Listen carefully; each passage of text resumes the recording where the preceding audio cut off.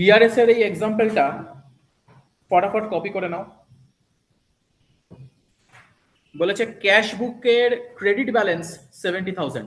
আমাকে একটা কথা বলো, ক্যাশ বুকের ক্রেডিট মানেটা কি? আনফেভারেবল। Very good. ক্যাশ বুকের ক্রেডিট মানে আনফেভারেবল, বা আমরা এটাকে কি বলতে পারি? ওভারড্রাফট। ঠিক আছে। তারপরে বলেছে credit side of cash book overcast by ₹5,000। তাহলে পাসবুকের ব্যালেন্স কত? তাহলে ভালো করে ভেবে দেখো, একদিকে আমার আছে ক্যাশ বুক, একদিকে আছে পাসবুক। আমার কন্ট্রোল কার উপরে আছে?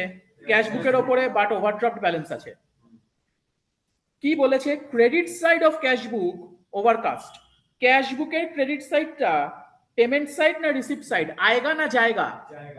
জায়গা। Payment side.